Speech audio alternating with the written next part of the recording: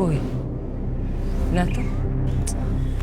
কি যে করে, আসলে আমি যেতে পারিনি কারণ আপনাকে বলেছিলাম বহু বছর বাদে আমার দিদিকে আজকে শ্বশুরবাড়ি পাঠালাম, তার একটা ব্যবস্থা করার ছিল, খুব সাজিয়ে গুজিয়ে পাঠালাম।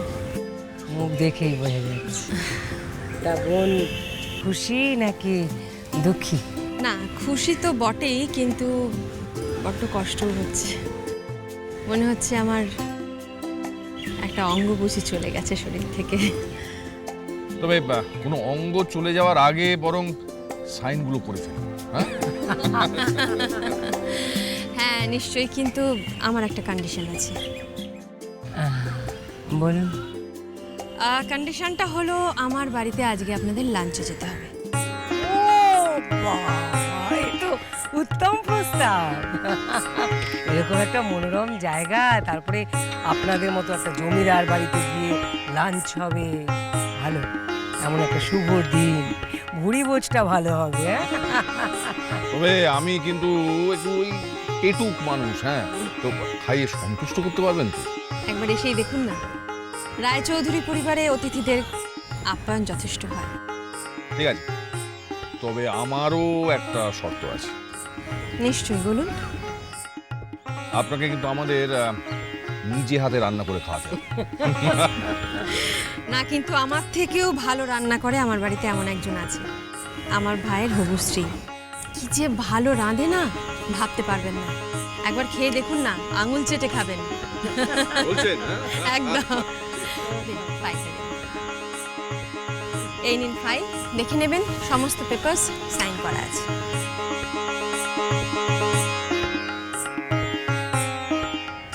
বেশ, আমি তাহলে আজকে উঠি।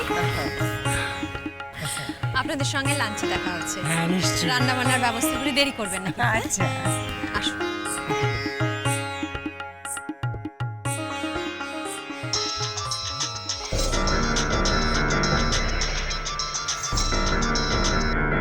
হ্যালো। আপনি আমাকে চিনবেন না। শুনুন, এই জমিগুলো কিনবেন না, জেনে শুনে আগুনে হাত দেবেন না, অশান্তি বাড়াবেন না। হ্যালো, কে বলছেন আপনি? ফিরে যান এই অঞ্চল থেকে, এখানকার জমি কেউ ছাড়বে না। কিন্তু কিন্তু জমি তো বিক্রি হয়ে গেছে। যদি বাঁচতে চান তো এখান থেকে ফিরে যান। হ্যালো, হ্যালো,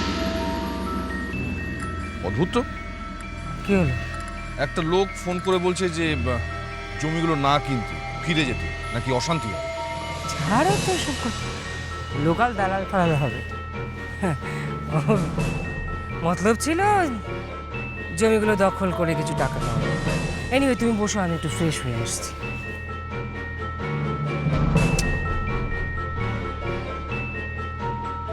ব্যাপারটা এত সহজ বলে তো মনে হচ্ছে না। ভিতরে নিশ্চয়ই কিছু আছে।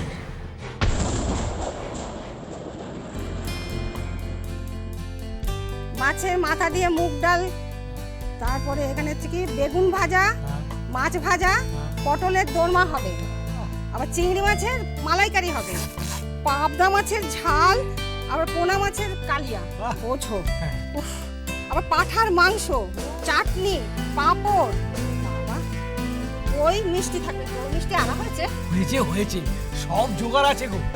আরে এতগুলো রান্না আমি দুটোর মধ্যে কি করে করবো বলো দেখিনি? সে তো বলেই খালাস। তোমাকে রান্না করতে হবে না। তাহলে কে করবে?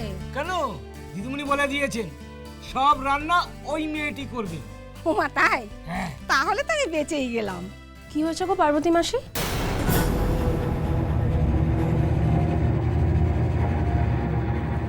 এই যে ওমে, এ নাও, দিদিমণি স্বয়ং এটা পাঠিয়েছেন তোমাকে। বাড়িতে নতুন অতিথি আসবে তো, তোমাকে রান্না করতে হবে, তারা তোমার হাতে রান্না খাবে। ওনারা আমার হাতে রান্না খাবেন? হ্যাঁ, বুঝলে না, দিদিমণি তো বলে দিয়েছে আমার ভাইয়ের হবু বউ খুব ভালো রান্না করে, তো সেটা দেখাতে হবে না? যতই বলো, আমরা গ্রামের মানুষ কিছু না করতে পারি, মানুষকে দুটো পেট পুরে খাওয়াতে পারি, আর আমরা এমন রান্না করে দেব তোমাদের শহরের মেয়েরা তা পারবে না। শহরের মেয়ে আর রইলাম কোথায় গো, গায়ের লোকই তো হয়ে গেলাম। যাকে ছাড়ো, আমাকে একটু হাতে হাতে সাহায্য করো তো। ওনারা কখন আসবে বলো তো? 2টোর সময়।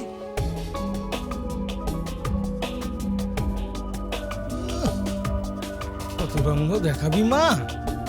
এক হাতে হাতা নিয়ে বসে আছিস আর অন্য হাতে শীতিতে সিঁদুর দেওয়ার জন্য বসে আছিস। আবার লুকিয়ে লুকিয়ে রাতের বেলায় ওম দাদাবাবুর সঙ্গে দেখা করার জন্যও যাচ্ছিস। কি চরিত্রের হ্যাঁ, নেহাত ওই দেবাশিস বাবু আমাকে বললেন তাই। তা না হলে না তোর হাড়ি আমি একেবারে হাটের মাঝখানে ভেঙে দিতাম। ছাড় মেয়ে ছেলে কোথাকার। আসুন আসুন আসুন। আস্তে।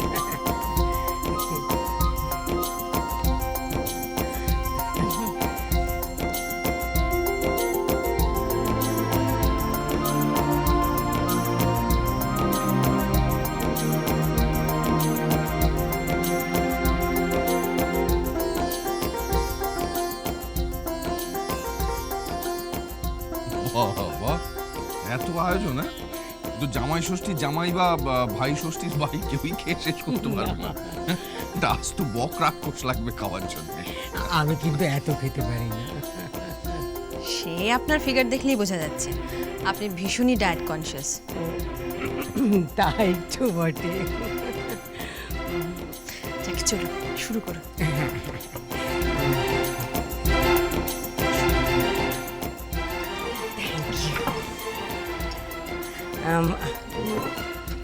আমরা তো খাবো।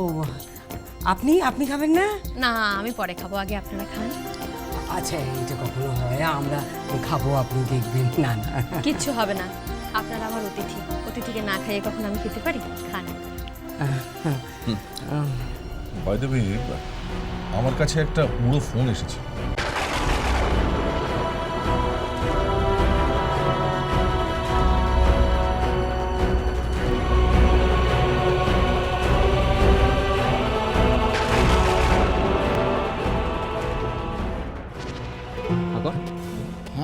হাঁ কর। এবার বলতো এটা কি? কি এটা? মাটন? মাটন, কিন্তু এটা কি রান্না করেছে? এরকম রান্না তো একমাত্র তোরাই করতে পারে।